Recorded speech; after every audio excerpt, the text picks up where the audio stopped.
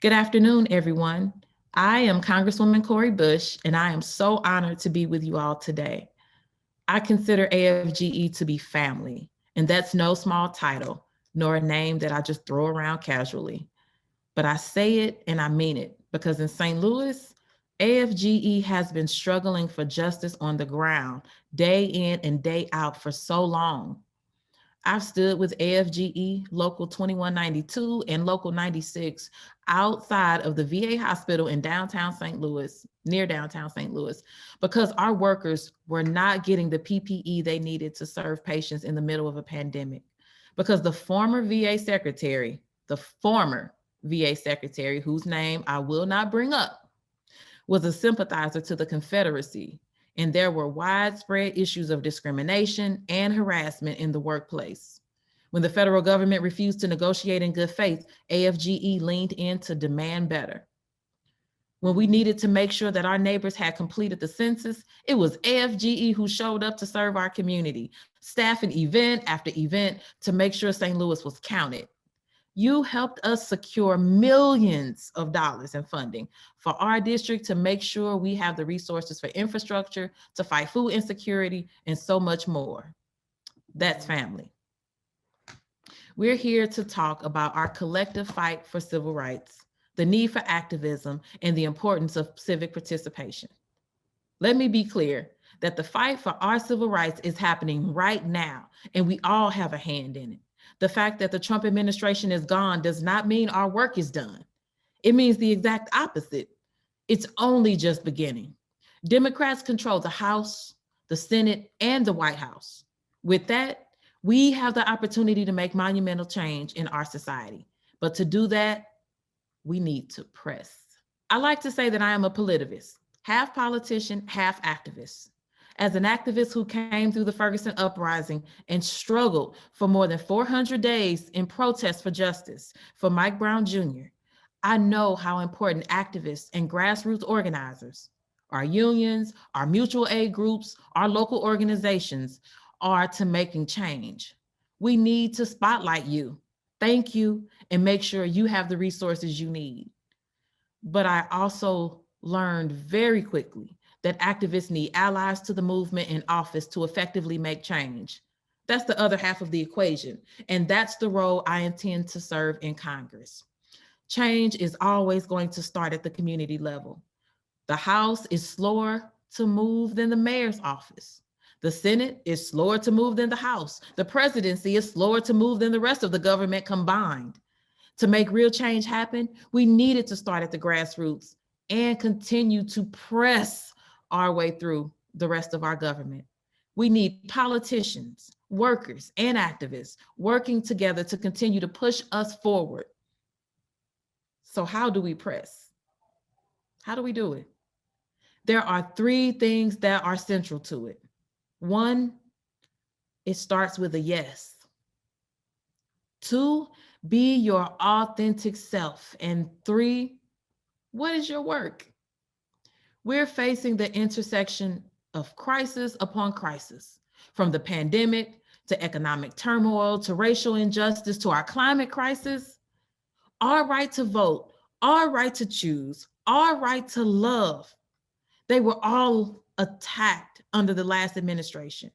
We need to meet this moment, and in order to do so, we need to say yes.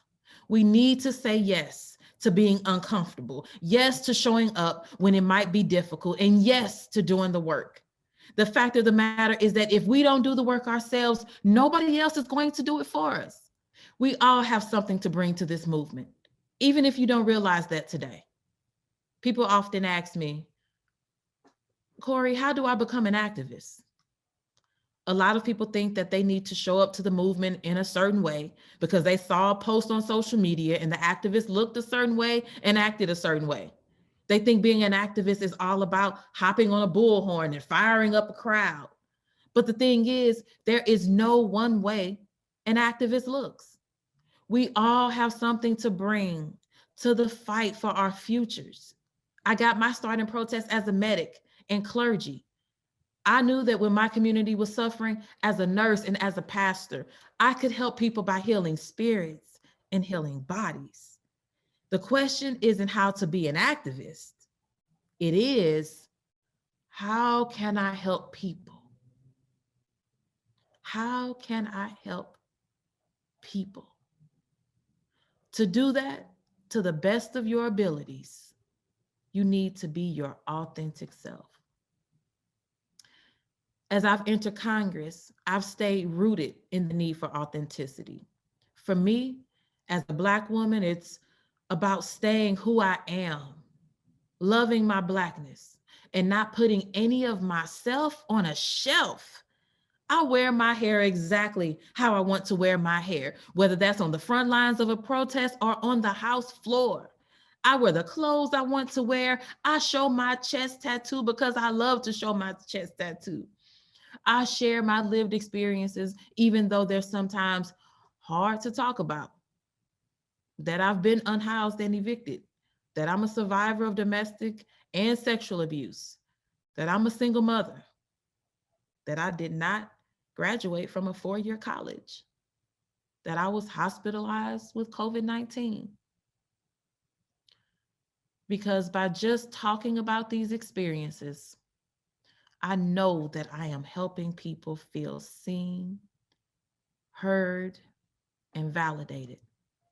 But I also know that these perspectives will influence policy to make sure that the work the Congress is doing sees the whole individual. If I did not bring my full and authentic self to the table, that would not be possible. So that leaves me with my challenge to you. What is your work? When you say yes, when you come to the movement as your authentic self, what will your work be?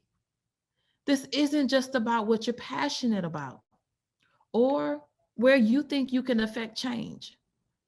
It's about what you're willing to risk. Because the fight for justice is not an easy one. I have been called a terrorist, a traitor, and a whole bunch of other names that don't bear repeating just for standing up for Black lives. I've survived police violence and lost loved ones to violence or incarceration. This work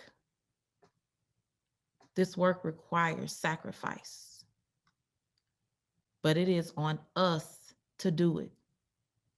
So I ask you this: will you show up to this movement for justice? And if you do, will you bring a friend? Will you see an issue and then organize around it?